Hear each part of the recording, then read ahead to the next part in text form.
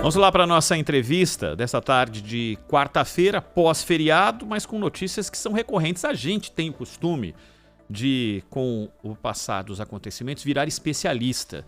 Então, quando tem época de Copa do Mundo, a gente vira especialista em futebol, quando tem eleições, vira especialista em política. Todo mundo fala da hora que acorda até a hora que vai dormir nesse assunto. E há muito tempo a gente não virava especialista em preços, em inflação. Não era um assunto para a gente ficar falando na hora do café ou entre amigos ou de que forma isso estava impactando a sua vida. E isso está se tornando de novo uma rotina. Nós estamos aqui com o André Perfeito, economista-chefe da Necton, que sempre nos atende para falar sobre temas variados da economia. A inflação é de novo um tema do nosso papo. Tudo bem, André? Como vai? Boa tarde.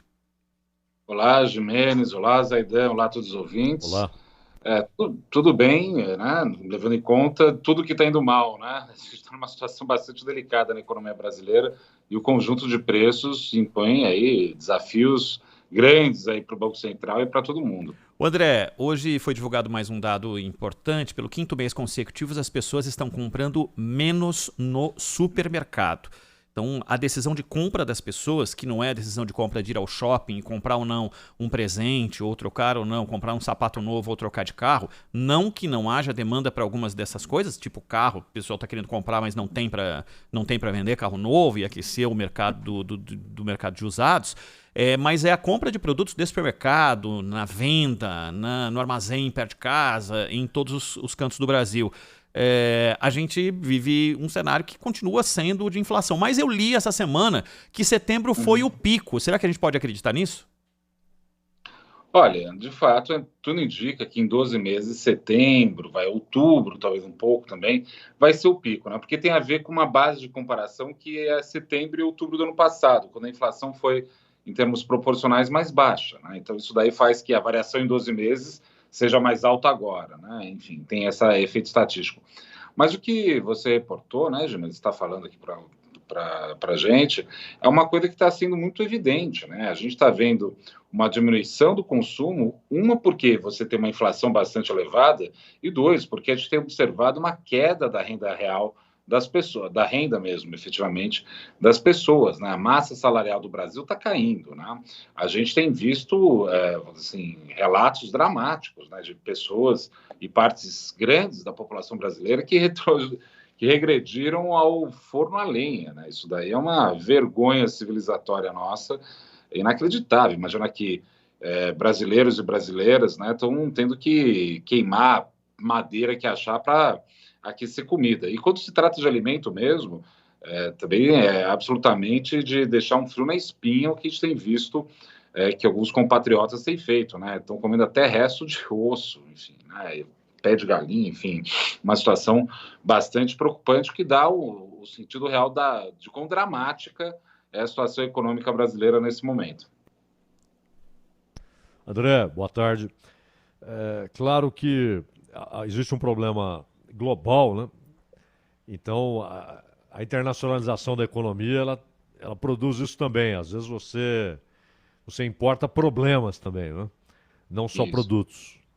E eu vi há pouco, inclusive, na Alemanha, a preocupação com o aumento do preço do gás, né? E o frio já está chegando, então no outono. A Rússia já se ofereceu para que não haja problema de abastecimento, que ela tem gás suficiente para a Europa inteira e tal.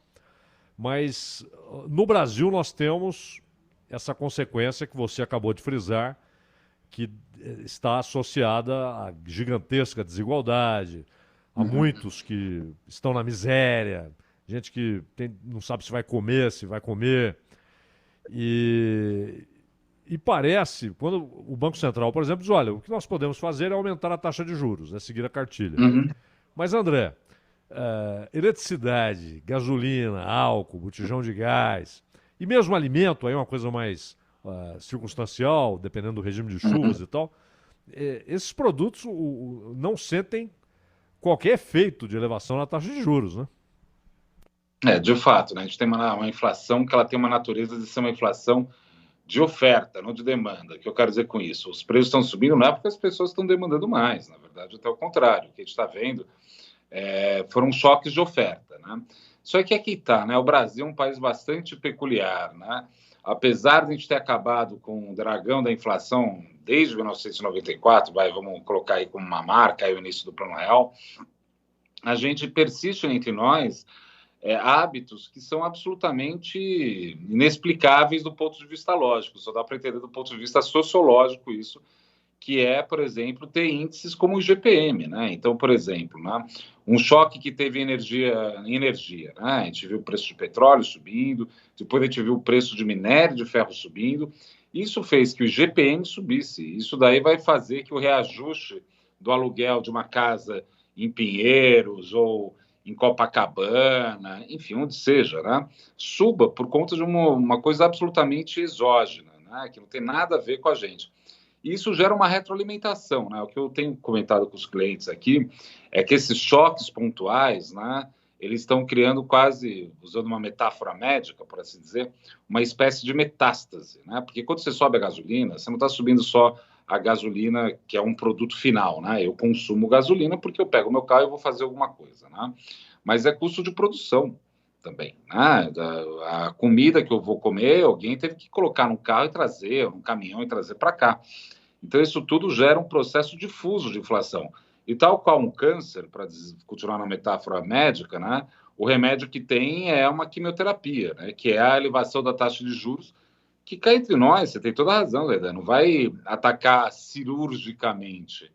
O Banco Central vai tentar jogar aquilo lá como se tentasse, através de dando uma porrada, por assim dizer, no tecido econômico, normalizar alguns preços. É um quadro dificílimo, né? A gente está com uma economia já bastante fragilizada. Para 2022, o FMI revisou para 1,5% do PIB do Brasil, e com os juros que a gente vai ver subir, né? Eu não imagino a autoridade monetária com muito espaço que não seja isso. Isso porque a gente tem um sistema de metas, né? E o sistema de metas é muito claro, né? A gente já vai romper o teto da meta esse ano. Vai deixar romper o ano que vem, né? É uma decisão difícil. Aliás, André, a respeito de teto e a questão fiscal, né? Sempre presente. Ela também participa dos fatores que alimentam essa pressão inflacionária? Ela trabalha mais no canal, talvez, das expectativas, né? Porque a parte fiscal gerar inflação, vamos supor que a gente tem um déficit fiscal, tá? Isso quer dizer que o governo está gastando mais do que arrecada. Se ele está gastando mais do que arrecada, quer dizer que ele está demandando mais. Se ele está demandando mais, a inflação tem um componente aí também de demanda, né? O governo está gastando mais do que, né, arrecada no curto prazo. Só que o déficit que a gente está vendo, né, foi uma tentativa também do governo de comprar tempo, por assim dizer, né? O governo fez uma série de aportes bastante importantes no ano passado, tentando comprar tempo para ver se a economia reagia, né? E não reagiu. Né? Isso que infelizmente, a gente está com uma economia bastante fragilizada, né? A gente vai ter a divulgação logo mais do índice de atividade do Banco Central, a projeção é que vem zero, levemente negativa. A gente viu dados de indústria vindo numa situação difícil, do varejo também. Isso tudo impõe aí um nível de cautela muito grande, né? Enfim, né? Não são boas notícias no fronte econômico, né? Como o G. Mendes colocou, e está tendo que discutir assuntos que era para ficar na mão dos economistas e só, né? Agora isso daí está espraiando de um jeito, sem dúvida nenhuma, não agradável, né? Para dizer o mínimo. Manda ver outras, Aidan. A última da minha parte, André, você citava aí esse problema global, né? Há uma pressão inflacionária em boa parte do mundo e explicou, mais uma vez, é um problema da oferta, não é a demanda aquecida. A Alemanha há pouco tempo estava com juro negativo, né? Pedindo para as pessoas consumirem, porque a economia cresceu muito pouco e agora tem índices positivos que são preocupantes. Estamos falando da maior economia da Europa. A China, com problemas inclusive energéticos, etc. A solução para a nossa inflação, para a inflação nacional, ela pode vir antes de o mundo resolver esse problema de oferta? É possível uma solução nacional para regularizar o abastecimento, para regularizar uma oferta que seja maior do que a demanda e faça os preços caírem? Olha, isso é uma discussão política, né? Que aí fica um pouco, sempre muito tênue essa discussão. Exemplo disso, por exemplo, é preço de combustível, né? A gente está entrando numa discussão gigantesca no Congresso a respeito do ICMS. Olha, eu particularmente não acho que a culpa é do ICMS, porque o ICMS é uma taxa percentual que oscila, que é mais, não que ela oscila, ela é fixa, né, mas ela gera mais receita ou menos receita a depender do preço do petróleo. E aí fica uma discussão toda hora em cima da Petrobras, né, que repassa para o Brasil a variação internacional. Foi decidido politicamente que é isso mesmo, né? Se subir lá fora, vai subir aqui dentro e vida que segue. Só que a gente está vendo uma situação dramática, né? De novo, né? O presidente Bolsonaro, ele até no início do ano teve uma atitude mais firme com a Petrobras, mas essas decisões são decisões políticas, né? Isso daí gera ruídos fortes, né? O problema é que do jeito que está armado, né? Se o governo faz alguma coisa mais pontual, isso gera um desconforto muito grande, que vai bater aonde? No dólar. Na hora que bate no dólar, adivinha só, tudo fica mais caro.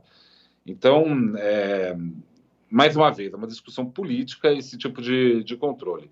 No curto prazo, o que o Banco Central pode tentar fazer, e você colocou, Zaidan, muito bem, que a Selic não atua, né? A gente tem que lembrar a todos que Selic não é dança da chuva, né? Não é porque você subiu a Selic que vai chover mais em reservatório, né? Não é assim que funciona. O que você tem aí é a tentativa de controlar mais ou menos o câmbio, para evitar uma situação pior.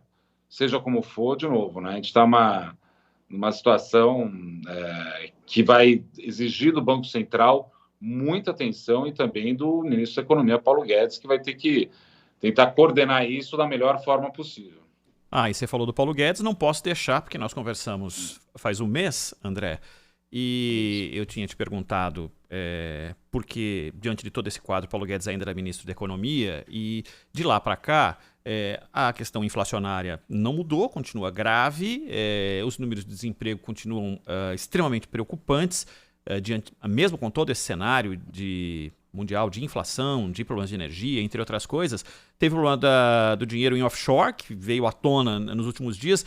Paulo Guedes, do mês passado para cá, está menor ou maior, ou não mudou de patamar na visão do mercado, hein?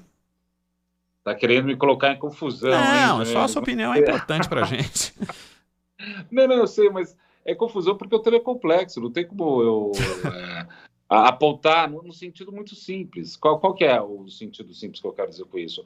A respeito, por exemplo, das offshores, nada consta contra isso. A rigor não tem nenhum problema. Só que é que está. Num país que está vivendo esses dilemas, obviamente tem questões que extrapolam a legalidade pura e simples, né? É uma decisão, é um debate duro que vai ter o ministro da Economia. Não vai ser simples, né? Eu acho que ele, até onde eu consigo ver, e todo mundo vê, né? Não teve nada ilegal. Mas, de novo, num país onde está tendo essa questão bastante delicada da economia, é bem difícil, né? Só para pegar aqui a conversa que vocês estavam tendo com o Milton Neves aqui antes, né? A credibilidade é a condição sine qua non do poder do ministro, né? E o Paulo Guedes tem credibilidade no mercado ainda, né? A gente tem aí uma leitura dele muito positiva. Não se imagina de forma alguma uma substituição dele.